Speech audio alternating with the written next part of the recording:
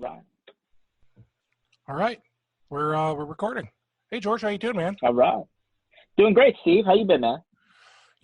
I'm hanging in there. I think given the current state of things, that's all we could really ask for at this point is hanging in there. Yep. So Totally get it. I mean, I guess people are a little bit, people have probably been home more in the last month than they've been home in a while. So I can understand that. Yeah. And, my wife's a stay-at-home mom. So, I'm used to having her around all day, but it's the kids. It's having kids here that it's getting old. Well, for whatever it's worth. I mean, so, I only have one kid. She's not even a year old. We haven't even done the daycare thing yet. So I've been, taking days of the week when I'm not on the road, on kid duty while, my wife has a full-time job.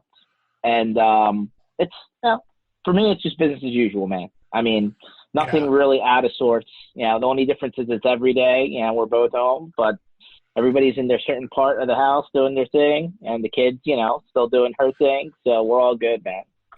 A year old, like that's when they're adorable. Like, you just can't help but think everything about them is amazing. It's when you've got a teenager that you just really wish you didn't. No, I get it. I remember myself back in those days. I was pretty self-reliant. Sometimes my parents didn't know where I was, and they would have to call me to make sure I was still good. But everybody's in a different place for sure. Yeah. So, what's new with you, man? I see you got the big B-Boy banners. You got. Yeah, I figured I'd try and dress it up a little bit. Haven't done the green screen with crazy backgrounds. What's new? I mean, the first part, so we just ended Q1, right? We kind of came into 2020 on a travel boom, right? We were on the road, whether it was myself or like Alex on our team travels a lot as well. We travel internationally, right? He was in Australia and London back to back and got in right before this stuff started really breaking down, from a travel standpoint. I was in Texas 3 weeks in a row between lunch and learns and events and, vendor collaborative stuff. I mean, just we were on fire, and then all of a sudden, everything flipped to remote. Now for us, I mean, if we're not on the road, then, we're working remote anyway. Right. So from our perspective, that was pretty normal.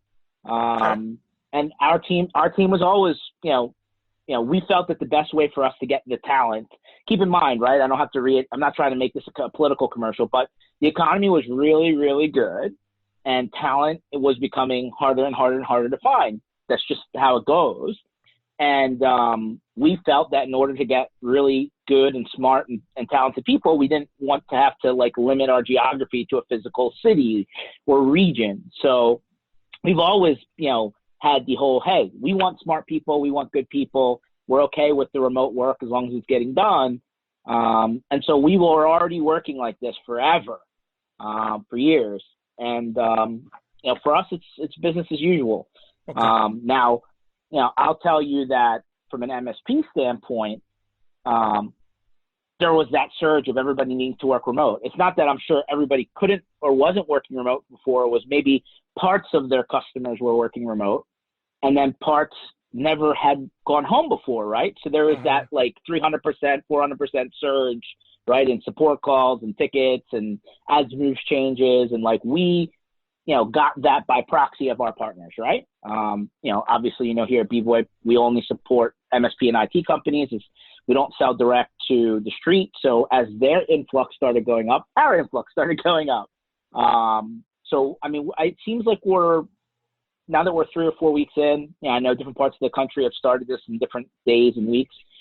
It seems like things have really steadied out from a support standpoint, for the most part. I think we're in the beginning of starting to see customers who are either temporarily pausing operations, maybe shutting their doors. We're at the very, very, very early stages. When I say customers, I'm not talking about partners that are working with B-Boy, but I think it's more about their end users that are starting to kind of bubble. And we're at I think the very beginning stages of that from my perspective. So do you think that this is going to kind of start a revolution of all these companies working remotely permanently? I think, and I'm sure we all have friends in corporate America and big business and pharma. I have some very good friends of mine that work at like Merck and Pfizer, and I've had people that work in the financial services industry. And everyone seems to have the feeling like at some point in time they were able to work from home maybe 1 day a week or 2 days a week, or like they would experiment with it to some degree. But now I really honestly think that this has forced everybody to really concentrate and say, does this change after this whole thing is done? I think it will to a large degree. I don't think it's going to be a across the board thing. I don't think companies that have buildings that are empty are going to say, hey, stay home. You don't have, like, this is over, Corona's over, so come back to the office. I do think, Steve, that there are some people that absolutely can work remote from a position standpoint. But I'm going to be honest with you, and we've seen it here as well. Some people aren't psychologically made up to work at home. They either get too distracted, they just can't do it. They're not very productive when they're out of the home, when they're inside their home setting. And as much as you can try to help them with tips and tricks and ideas, they just can't do it. So for those people, I mean, they're just probably not super productive right now, and they're out there, trust me. But I do think for other people and for some businesses, and I've heard it as well on the other side of the spectrum, hey, a lot more is getting done. A lot of people are working more. They seem to be more efficient. Projects are getting done faster. So I think there's got to be a balancing that's going to occur. I don't know what the actual percentage of the workforce that we can say did telecommute or work from home. Let's say it was 10% before. I'm just going to throw a number out there. No scientific information coming up. I'm just going to put a number, 10%. Let's say it goes up to 15, 18, 20. I mean, it could double when it's all said and done. I just don't see 80% of the workforce working from home after it's all said and done. I think that's a reasonable expectation, truly. So has this done anything for BVoIP for your business? I feel like I'm kind of thinking it's going to teeter on they've already got the license, they're just moving the phone, or maybe they want to add extra phones. I don't know where this is falling for you guys. Yeah, so there's generally what we've seen over the last 4, 5, 6 weeks is if people weren't in a position to rip and replace their telephony solution or their voice solution or their unified communications platform in the middle of rushing to get everybody to work from home, unless it just completely crashed out and they couldn't use it. And so we've had a few people bubble up that we've been talking to in the past that maybe went quiet and then all of a sudden said, hey, how quickly can you do something for us? No problem. But honestly, the majority of our ads and news changes have been existing partners who had existing customers who said, hey, we need to increase capacity, right? We need to add more users, add more channels, add more functionality, because now these people that largely weren't working through the system are working through the system. No problem. So we saw a little bit of a surge, like from month to month, right? January to February, February to March. Primarily February to March, we saw like a 30% increase in increased order requests. So from a number standpoint, that's fantastic. However, I think there's a reverb coming. I think as much as there was the spike, for a minute, there's also going to be on the bottom end people who, again, reduce staff, shut down companies, suspend operations. We're hoping that when it's all said and done, this will balance itself out for us. But it's surely not, and as much as we try and not be, you can't really be super salesy during this time either, Steve. I mean, it's probably, like people aren't answering their phone calls to talk about prospective new business because they're still busy trying to keep people going.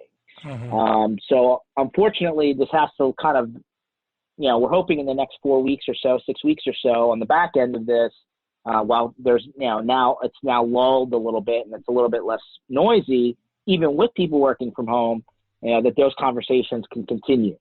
But generally speaking, we're not super worried. We've had certain instances so far, I could probably count them on my hands, where partners have come to us and said, hey, we're in a bind, specific situation like, hey, we have a limo company and they can't transport anyone right now. Can we put their account on pause and then bring them back online when they come back, and stuff like that, right? So there's certain circumstances, and we're obviously working with our partners as their situations come up. They knock on our door, we have the conversation, we help them.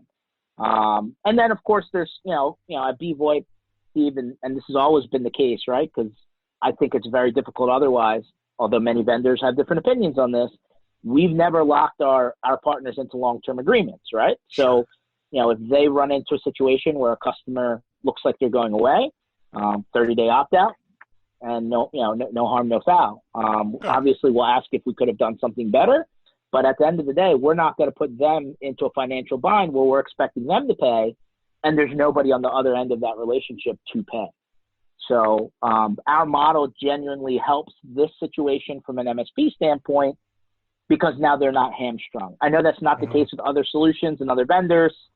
At the very least, we're able to help in that way.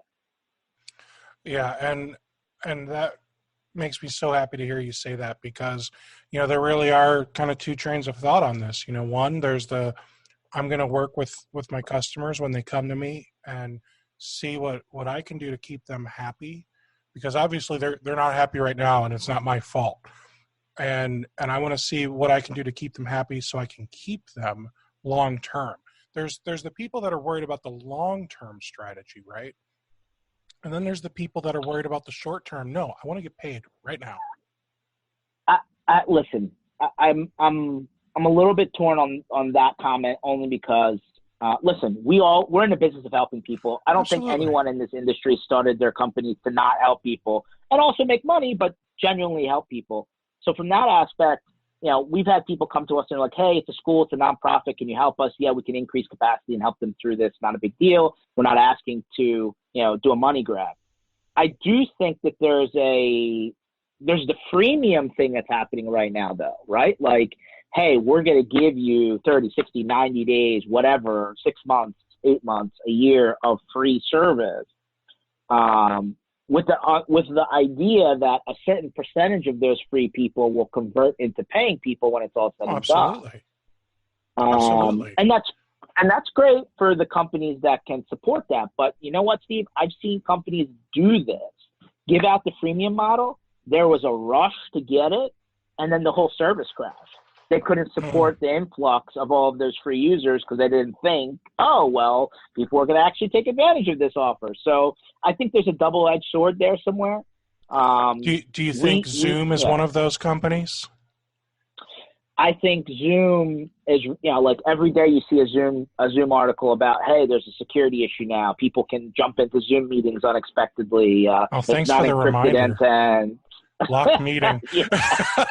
Yeah, like all of a sudden, like there's all of these gotchas. And listen, I get the need to do the camera thing, right? Like generally speaking, I know a lot of people felt not super comfortable doing the camera thing when we're coming from home, right? They may be working out of their bedroom, their living room, whatever. And that just they didn't feel like that was a professional setting, and I get it. But now with everyone working from home, there's this, just complete smash run to do, hey, everybody's on camera.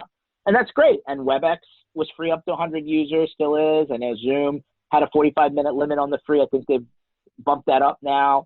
Obviously, Microsoft's pushing with Teams, although they've had this huge influx of increase of Teams, and then they had a couple of crashes globally just because of capacity problems. I mean, everybody, and then I can put out names that are not so popular, known as well, where free offers were put out and all of a sudden there are hiccups. I guess you can't complain if it's free. Okay. But that also defeats the purpose if somebody signed up for your free offer and then you couldn't actually use the service. Yeah. So I guess I misspoke when I asked that question, because I 100% believe that Zoom is one of the companies that has said, yeah, let's do this, guys. Let's, sign up for our stuff. We'll give everyone free. Everyone needs our stuff. I think what I was asking was, do you think Zoom is one of those companies where People are using it way more people than usual, and it's crashing hard. Have you had any experiences? I've not heard that specifically with Zoom. I definitely have heard it with Teams, with Microsoft. I've heard it with Skype, their non-business variant. I've heard it with, I haven't heard it with WebEx. WebEx seems to have been stable. I've heard it with a couple of other not, as popular online services that you probably wouldn't, people watching this may not have out, they're not household names. But at the end of the day, I think part of the problem is, this idea that cloud had infinite capacity. No, it has a capacity. And I think some of these companies started realizing it when, 700 or 800% increase in people started signing in, and then all of a sudden they didn't expect. So, I'm sure everyone's running to reduce bandwidth utilization and bump up resources as quickly as possible, which obviously you can only do so much at one time. The same goes for, it could be non-collaborative solutions, like it could be software that people are using for remote access, right? Remote RDP, remote VPN, remote this, remote that. Just to be able to do, the kind of RDP or log me in or screen connect or whatever experience you want to call it. Everybody had to rush to get all these people connected remotely.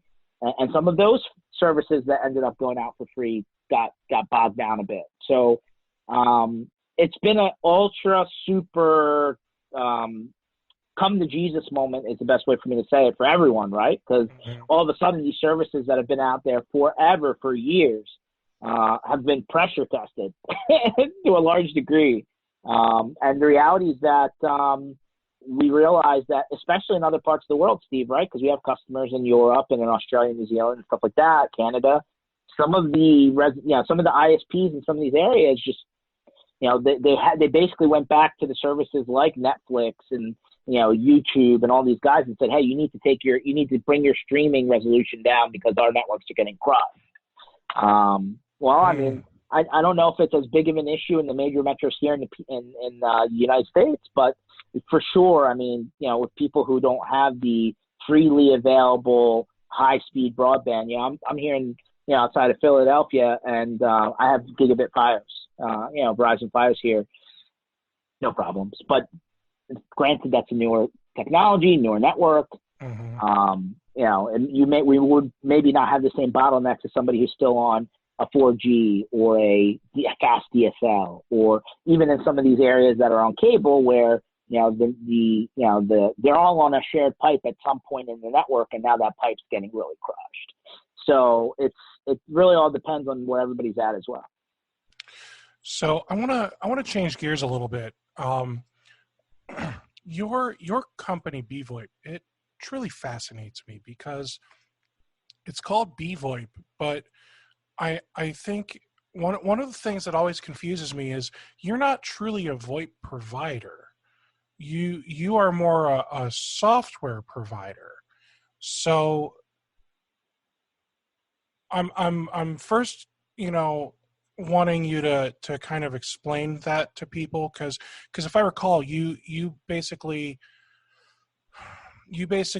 sell people like licenses of 3CX, and you've also got all these really cool add-ons, especially for the MSP. Well, for other people, but because you work with MSPs, they're especially cool for us because we geek out, right? So you've got stuff where it can integrate with ConnectWise and I think Autotask and just all these tools. So can you talk to me about this again, because it really does it confuses me why you're BVoIP but you're not a VoIP company. Yeah, no, I get it. All right, so we took a single instance multi-management approach to our offering. You're absolutely right. Everything's subscription-based here. We don't like to sell one-off blocks of anything. It's all as a service month to month for our partners. You're absolutely right that making the phone ring, Steve, I mean, it's been happening for a long, long time.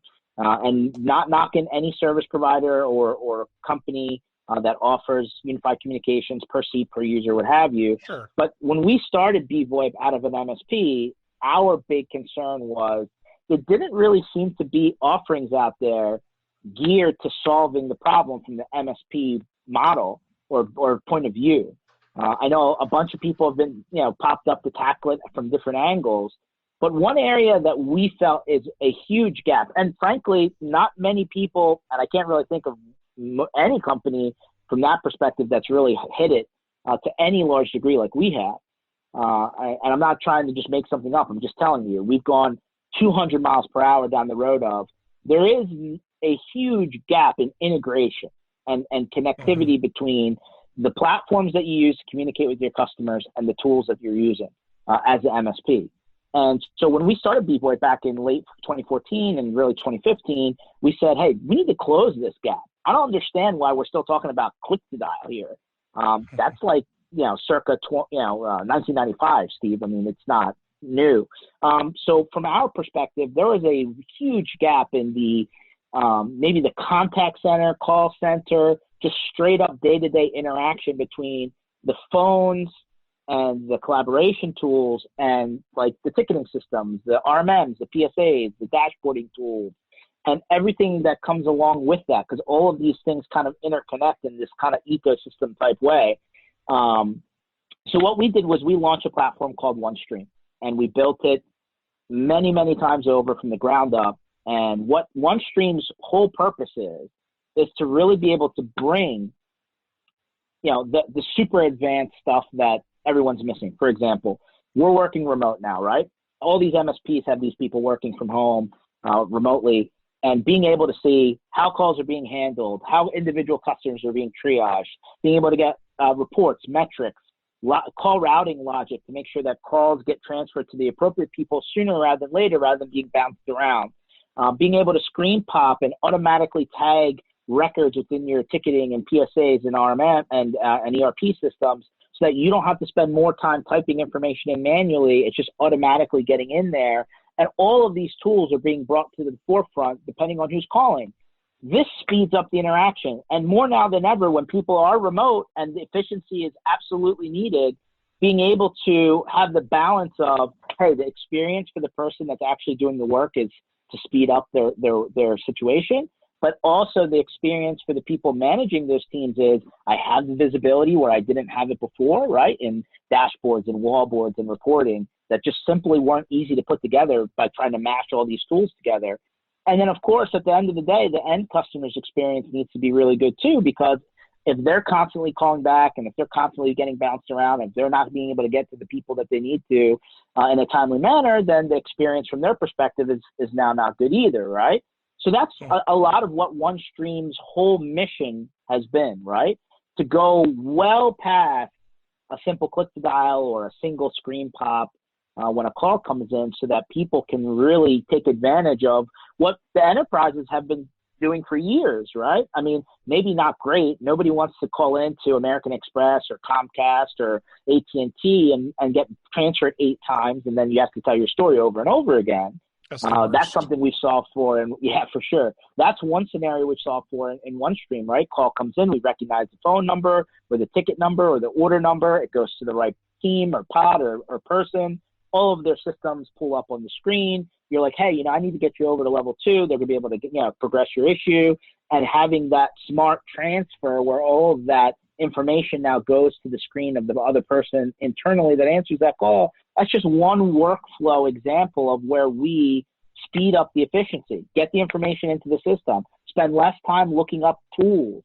We've announced a bunch of what we call multi-screen pop integration. Like, call comes in, I recognize who the caller is, I find out their company, I find out the person from the company, I now screen pop the PSA, the RMM, the docs, the system, and have all of that stuff drilled in on my screen, ready to go. I don't have to go and like triple search things because it's already in my tabs right in front of me. I mean, that's efficiency, that's speed.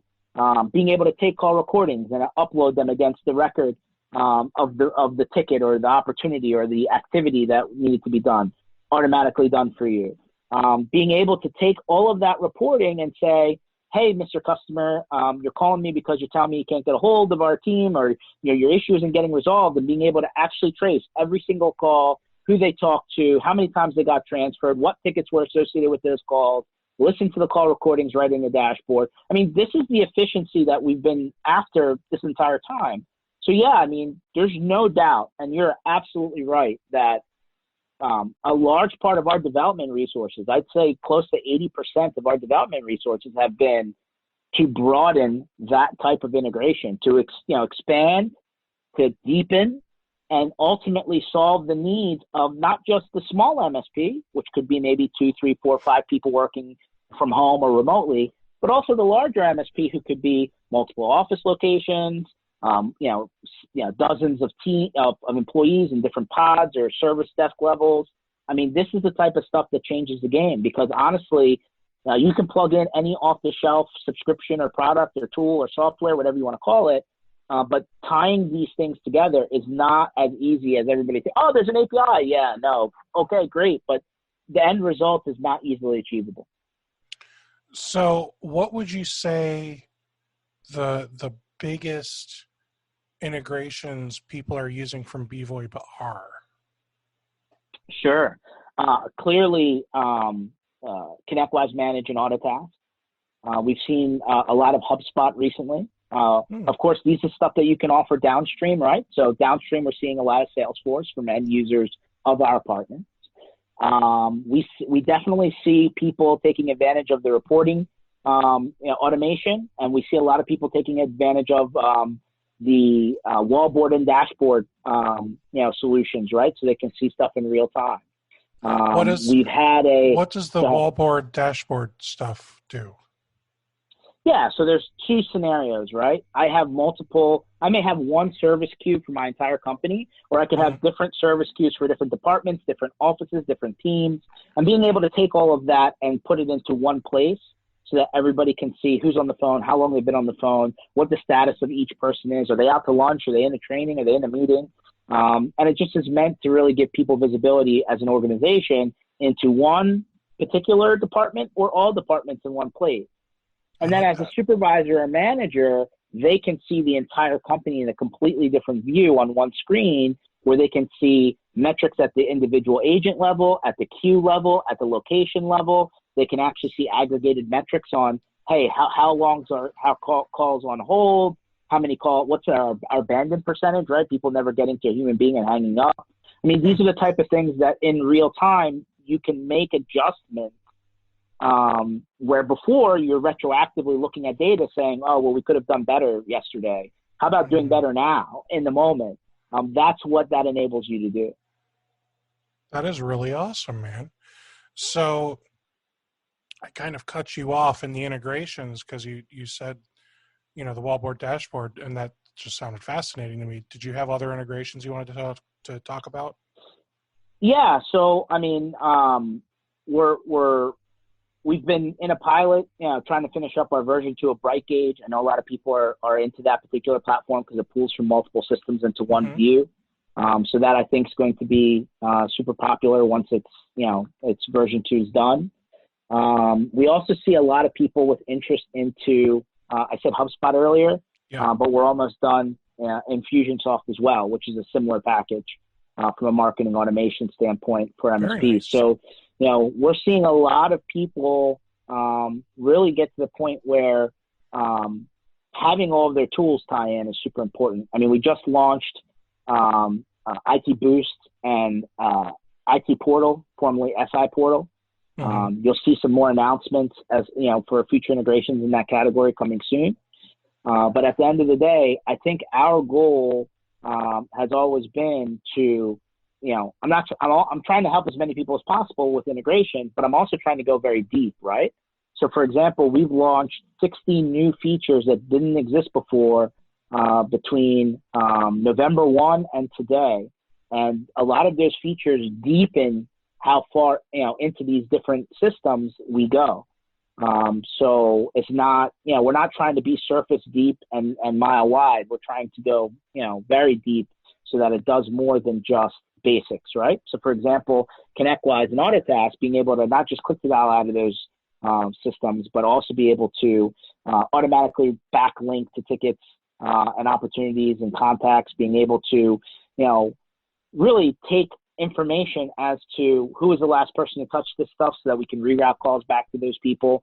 We've even come up with PIN-based routing, and this has a really cool security concept to it where the person calling in has to match a valid PIN number before they actually get to a human being, and that PIN number is something that's generated from the PSA so that you know that the person calling in is not just trying to fake you out, right? Because you can't have a one-on-one voice, oh yeah, that's definitely George on the other side of the line. Not everybody's going to be able to tell that, right? So that is really cool. It takes that social engineering stuff out of it. And then as well as being able to, like going a step further, right? Like me being able to see every activity, every phone call within a ticket, every call recording that's been associated with that ticket, being able to take that information and, pass that along to another team member, as we said earlier, so that they don't have to start from scratch.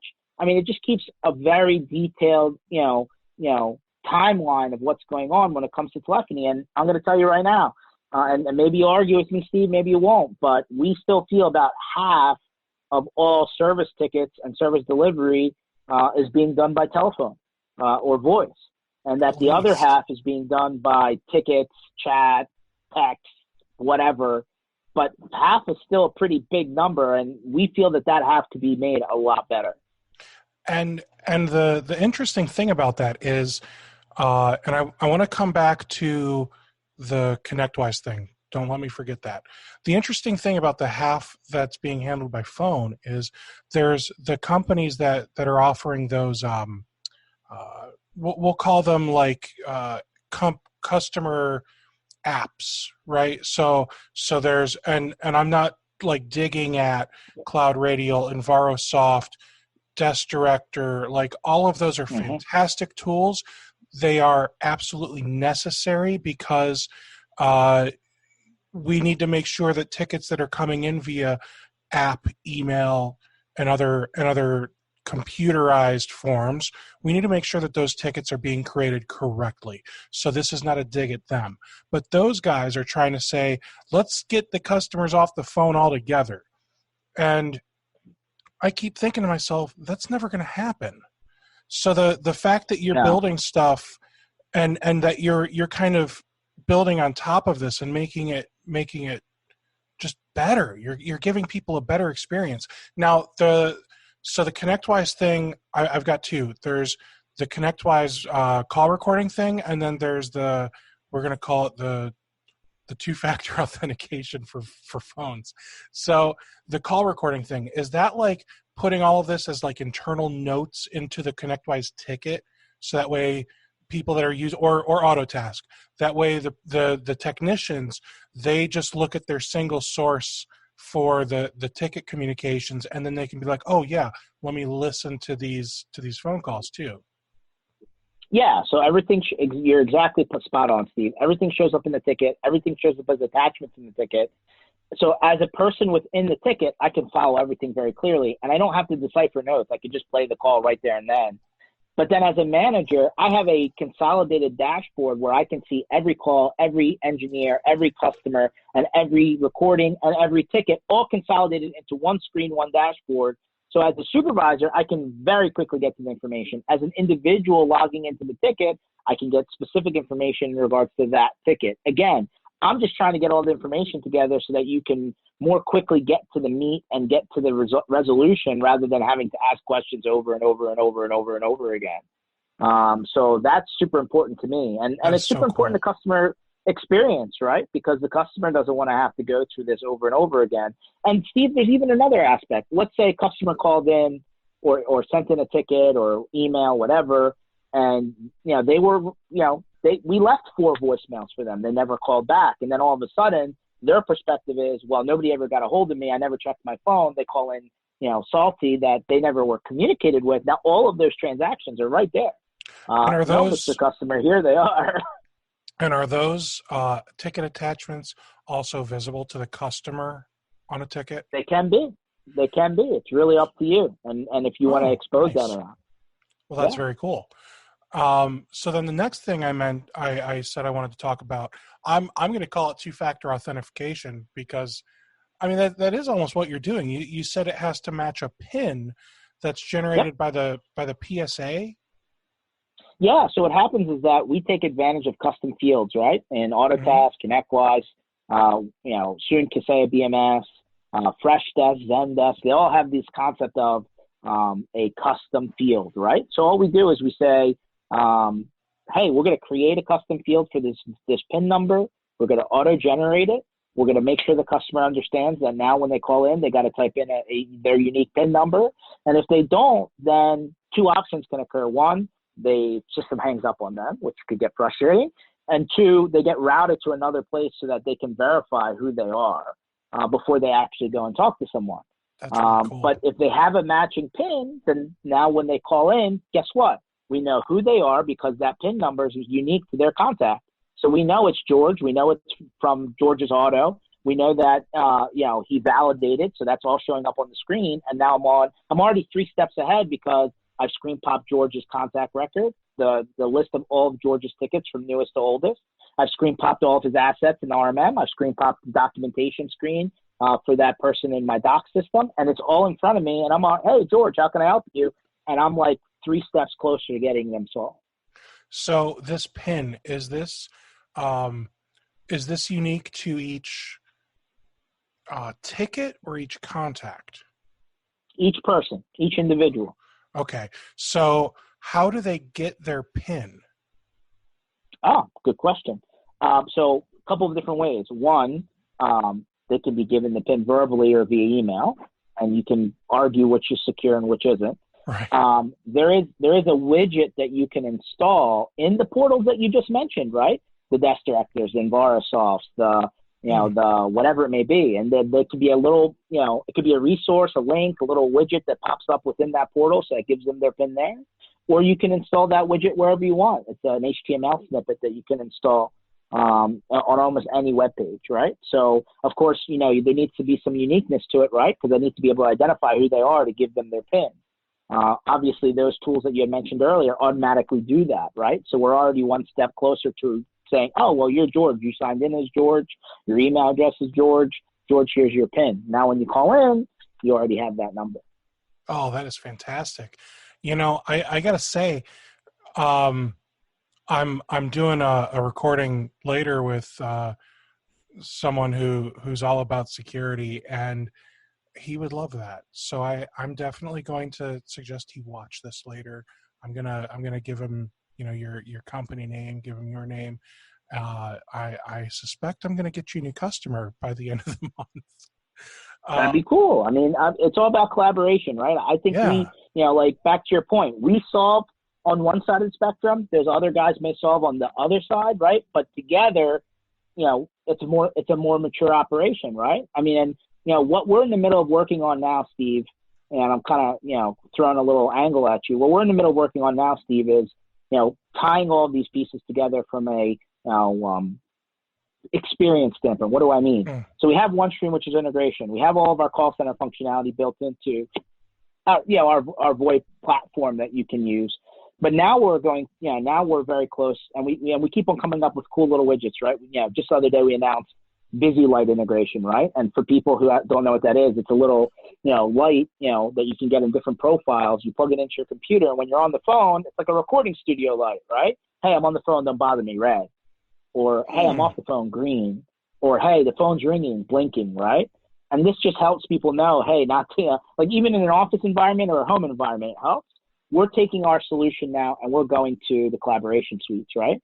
So we're in a pilot right now with Microsoft Teams. You could utilize Teams tied into our call center functionality, our integration functionality, all of the stuff that we've built over the years now can overlay right on top. You can reuse your existing devices so that you don't have to go and buy Teams devices. Although if you have Teams devices, those will also work.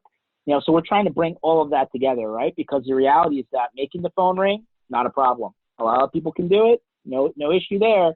But bringing all of this integration and automation and call strategy to overlay on top, those are the pieces that we've already solved for. No reason. So if you come to me, and I say, hey, you're using Autotask and Teams, Well, now there's the Autotask and Teams integration. Done. We already have it, right? With OneStream. Same with ConnectWise and HubSpot and Salesforce and so on and so on and so on. What about so I know guys that are going gangbusters with Teams Voice. So they're like, you know what? We just want to use Microsoft Teams as our VoIP platform. Is there going to be, and I might have just misunderstood what you just said.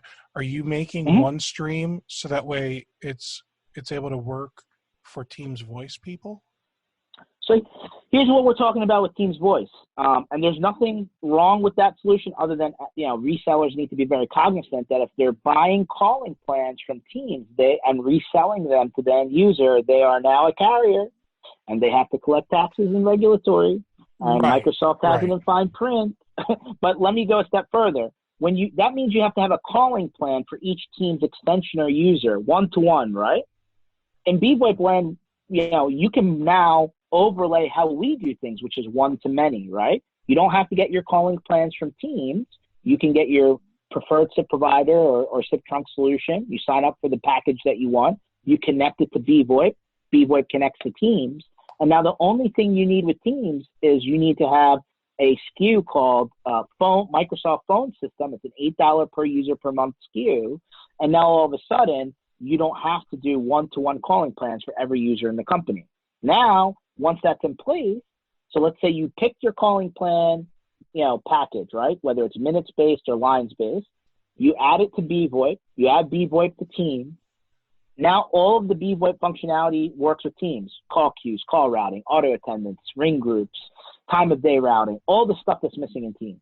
And now you turn on OneStream for the users within the organization that want integration with their Teams user, and you're done. Now all of a sudden you have the best of both worlds. You saved money because you now have to do one-to-one on the calling plan. You can get out of that regulatory bullseye with reselling dial tone. You can turn on the integrations, and we have taken all of our OneStream dashboards, apps, wallboards, and they can now be visible and opened up within the Teams app, and it's all seamless. I love it, and that's perfect. That is literally the way I was hoping you would tell me that this works. So the guys that are like, no, we're using Teams for voice. Okay, well, you can use your Teams for voice, but I also want to make sure you've got all the cool features and functionality that BVoIP is able to get you with their OneStream app. Now you're able to integrate your PSA, CRM, whatever, right? Or even your customers' PSA, CRM, whatever, into the telephony, into Teams. And I would say that 100%. The guys that are doing it right, they're reselling all the Microsoft 365 stuff, but then they're having the customer buy the like the SIP trunk stuff or that stuff directly from Microsoft. Plan. Yes. Yeah, and in this case, they can still resell the phone system SKU. Again, it's $8 is available through, like, let's say they're already working with a Paxade, an Ingram, a Tech Data, whatever. The SKU is available, and you can get your discount, and you can add it onto your CSP plan and sell the license, right, or the subscription. And then from a dial tone perspective, you can have the end customer be invoiced directly for the dial tone package, which means that you're not collecting money on top of dial tone, which is the litmus test to the whole problem area. And you're good to go, right? You can sell them all the technology cloud in the world, and then that one component, they can have the end user being sold, paid directly. Now, the cool part is when they do that, they still get a commission off of that. They still get a piece. Where before, if they have their customer go directly to Microsoft to buy the calling plan, they don't. So they have more control. They have more cost, capability control. They can do a one-to-many. And the cool part is they can have extensions and users on the BVoIP side that may not need to be on the Teams side. Think about the lobby phones, the overhead paging speakers, maybe people who aren't full-time employees. Maybe they're part-time. Maybe they're front desk people. Not everybody in the company maybe need Teams. And so those people can still be on, the phone system, but now they're not having to actually enable Microsoft licensing when they don't need to. Oh, that's awesome, man. I gotta say, George, kudos to you for keeping up with all of this telephony stuff that's out there, especially, like I said, on the Teams thing. Did you see Zoom finally launched their Zoom phone service to the general public? I did, and like Teams, it's not as full featured as almost every phone system that's been sold for decades has been, right? So what we are keeping a very close eye on. I'm not sure if you noticed, Slack just announced yesterday their Teams integration. So as that type of stuff continues to tie together, we can piggyback right in on that, right? So, hey, you got VoIP, you got Teams, you got Slack. Well, if Slack connects to Teams and we connect to Teams, then now you have integration all the way through. I mean, that's the kind of stuff that's going to start to happen now that everyone seems to be in this, hey, let's play together rather than, fight against each other. That is neat. So, yes, 7 hours ago, I see, I've never heard of that place. I'll find someone else. The Verge, I've heard of that one. Slack launches call integrations for Teams, Zoom, and more. That is awesome. And I think you'll see the same with Zoom. I think you're going to see that, and you'll see the same with WebEx.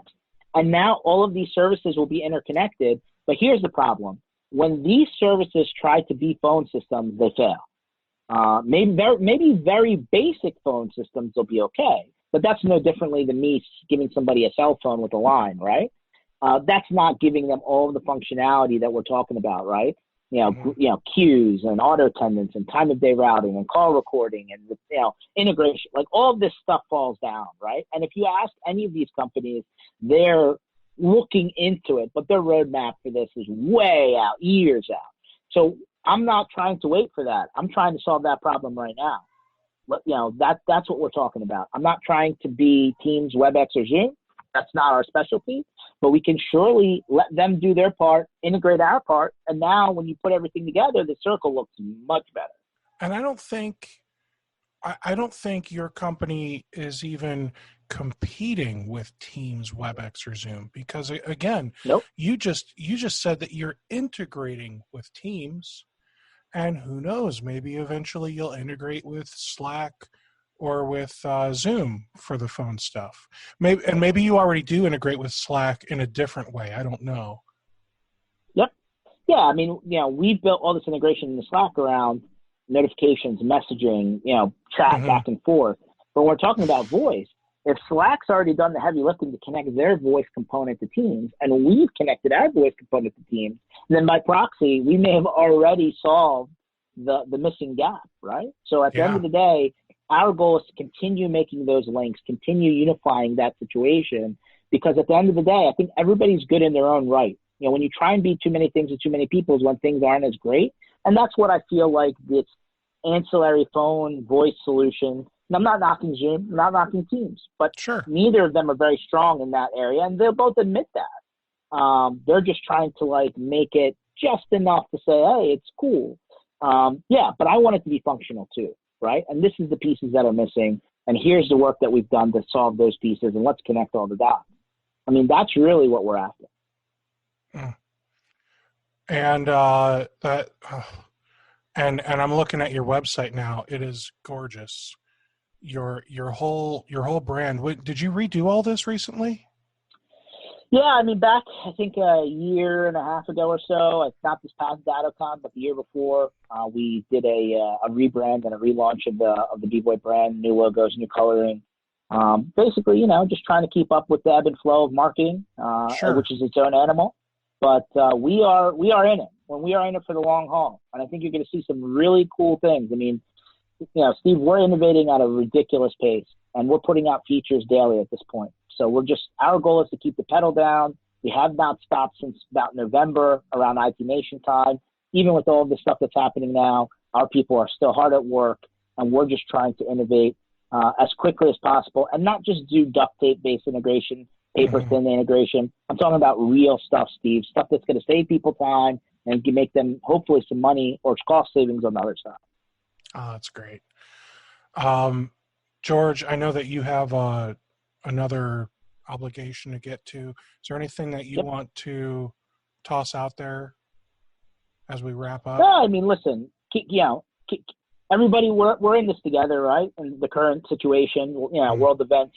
We're all here to help each other. I mean, don't hesitate to reach out if you need help. I mean, that's not just for me. I think that there's a large community out there, people that are willing to keep people afloat until we get through this. So if there's anything we can do at BVoIP, don't hesitate to reach out. Vice versa, if we can help, we're putting that out into the world as well.